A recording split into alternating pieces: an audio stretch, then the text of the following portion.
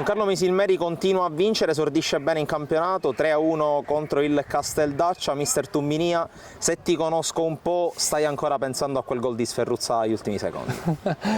Sì, già la partita era finita, però ecco, è un peccato prendere gol, comunque c'è da complimentarsi con la squadra, con la società e siamo veramente contenti di aver regalato questa importante vittoria ai tifosi, quindi l'importante era iniziare bene e ce l'abbiamo fatta. Ecco, contro una squadra grintosa e aggressiva come il Casteldaccia era fondamentale cercare di mettere un po' di gap ed è stato anche fondamentale evitare di farli rientrare in partita prima dell'espulsione di Bisogni. Sì, ed è stata una partita bella maschia, tosta. Mi dispiace per il cartellino rosso di Pace dove l'arbitro ha valutato secondo me una scelta errata, però ci sta. Devo fare i complimenti a Casteldaccia perché avevo visto la partita contro l'Aspra e quindi lo sapevamo che non sarebbe stato facile, considerato che è una squadra appunto di carattere, grintosa e ha degli ottimi giocatori e un buon allenatore.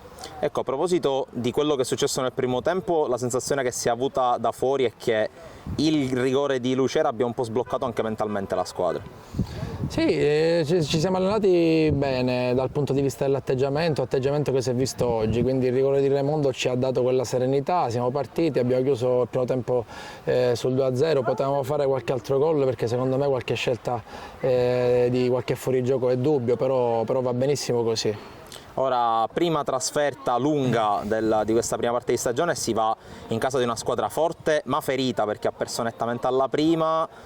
Come prepari questa partita? La prepareremo come tutte le altre, appunto con la consapevolezza che sarà una partita molto difficile, campo difficile, è una società che cercherà appunto di rifarsi, abbiamo letto ora tutti che hanno perso 3-0, quindi saranno vogliosi di rifarsi. Noi ci alleneremo sempre con lo spirito giusto, con la voglia che stanno mettendo i ragazzi giorno dopo giorno e ce lo andiamo a giocare ad armi pari.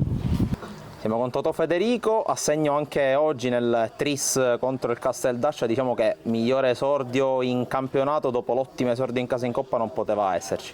Sì, abbiamo fatto una grande partita, felice per il gol, per l'assist, ma soprattutto felice perché abbiamo raggiunto l'obiettivo di squadra che oggi era quello di vincere.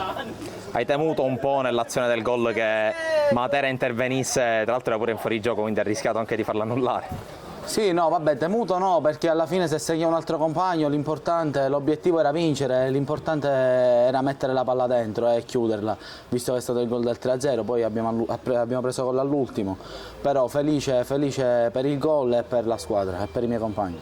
Tra l'altro un gruppo molto nuovo, tu sei uno dei volti nuovi della Don Carlo di quest'anno, però la sensazione è che vi siate ormai uniti, state lavorando anche bene con Mister Tumminia. Sì, assolutamente, siamo un gruppo unito, da subito abbiamo cercato di fare gruppo con i ragazzi, siamo un grande gruppo, lavoriamo bene in settimana col Mister, ci fa lavorare abbastanza bene e niente, adesso testa alla prossima.